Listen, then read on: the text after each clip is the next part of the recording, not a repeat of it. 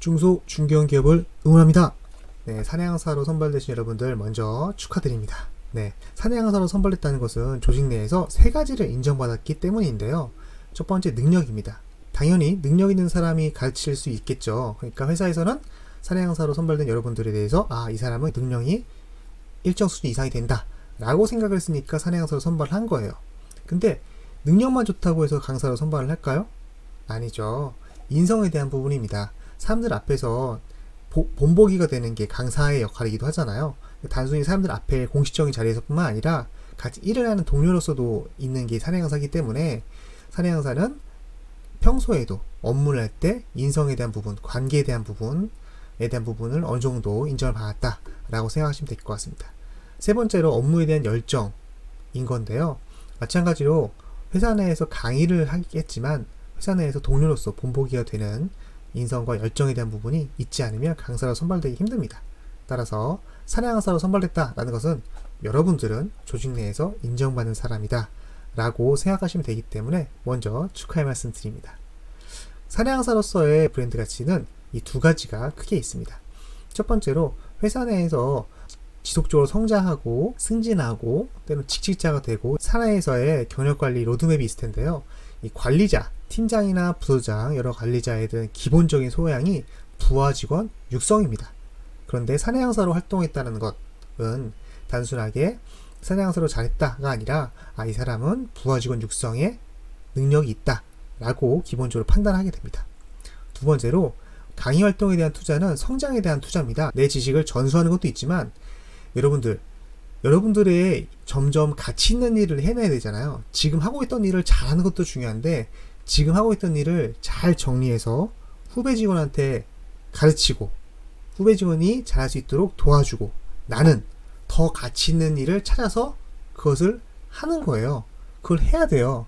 그 인파워먼트가 잘 되어야 되는데 여러분들이 강의 활동을 하면서 자연스럽게 될 겁니다. 그리고 개인적인 가치도 있는데요. 사실은 우리가 아프지만 않으면 120세 심지어 130세까지도 산다고 하거든요. 최소한 90세까지는 일을 해야 되는 이런 상황에서 회사에서 일을 할 수도 있지만 언제까지나 회사에서 일을 한다는 보장은 없잖아요. 내가 새로운 회사를 차리거나 혹은 창업 혹은 개업을 한다 하더라도 치킨집에서 치킨을 튀긴다고 생각해 보십시다. 그러면 그 치킨집 아르바이트한테 매뉴얼을 만들어서 이걸 잘 준수하도록 가르치고 코칭하고 관리를 해야 되는데 이런 거를 회사 내에서 사내강사 활동을 하면서 연습해보고 실행해보고 나에게 어떤 점이 부족한가 공부도 해보고 그런 기회가 될 수 있겠죠. 그렇기 때문에 여러분들의 경력관리에도 도움이 된다는 점 알고 계시면 좋을 것 같고요. 아까 말씀드렸듯이 내가 새로운 일에 대해서 도전해서 새로운 능력을 키울 수 있는 기회다 라고도 생각해 주시면 좋을 것 같습니다. 그래서 강사의 브랜드 가치를 조직적인 면, 개인적인 면도 같이 생각해 주시면 좋을 것 같고요. 그래서 강사의 목표는 두 가지가 되어야 돼요. 첫 번째로는 당연히 내가 갖고 있는 지식을 잘 체계화해서 정리해서 강의 목표, 강의를 듣는 직원들이 내가 하고 있는 만큼 혹은 나보다 더 유능한 직원들을 만드는 강의 목표를 달성을 해야 되는 것은 기본인 거고요. 두 번째로 새로운 강사를 육성을 하셔야 됩니다. 그래서 사내강사로 활동을 하시면서 강의를 하는 게 단순히 설명만 하는 것이 아니라 지금은 영상이기 때문에 설명만 계속 듣긴 하겠지만 오프라인으로 할 때는 실습도 할 거고 질의응답도 할 거고 문제 해결의 워크숍도 할 거고 다양하게 진행할 거잖아요. 그러면서 여러분들 잘 보세요. 누가 앞으로 사내강사가 될 수 있을지. 여러분들 사내강사 활동을 하는 건 좋긴 한데 사내강사를 계속하는 것은 조직적인 면에서나 아니면 개인적인 면에서 좋지는 또 않은 것 같아요.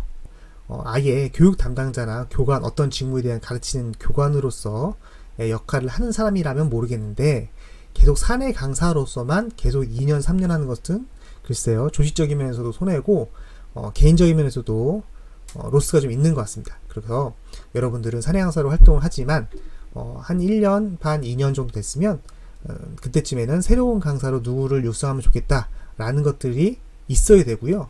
실제로 조직에 있는 리더한테 말씀을 드려서 앞으로 사내강사로 홍길동을 생각을 하고 있는데 이 친구를 좀 사내강사로 키워보겠습니다 라고 한 다음에 이 홍길동이라는 직원이 사내강사로 활동을 하고 나는 빠지고 이 홍길동이라는 직원이 또 사내강사로서 활동을 잘 하도록 모니터링해주고 코칭해주는 역할을 하시는 게 좋습니다. 그래서 강사의 목표를 단순하게 나는 끝까지 가르친다 라고 하는 것보다 교육하면서 유능한 인재를 만들고 그 유능한 인재 중에서 능력과 인성과 열정이 뛰어난 사람을 찾아서 또 다른 사냥사로 육성시킨다 라는 관점을 가지고 활동하시면 좋을 것 같습니다. 그러면 이것을 어떻게 할 것이냐, 강사로 활동을 어떻게 될지 모르겠다 라고 하시는 부분에 대해서는 다음 영상부터 알려드리도록 하겠습니다. 그러면 이만 마치겠습니다. 다음 영상에서 뵙겠습니다. 감사합니다.